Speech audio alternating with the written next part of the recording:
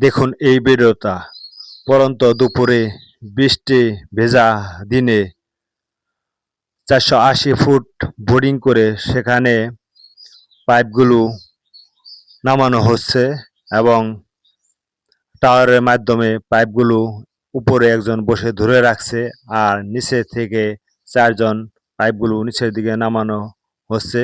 তো হুজুর পাক সাল্লাল্লাহু আলাইহি ওয়াসাল্লামের হাদিস, শ্রমিকের ঘাম শুকানোর আগে তার প্রাপ্য মজুরি পরিশোধ করুন। কারণ শ্রমিক, মিস্ত্রি, কন্ট্রাক্টর ভাইয়েরা কতই না কষ্ট এবং পরিশ্রম করেন আমাদের জন্য, আমাদের মুখে হাসি ফোটানোর জন্য।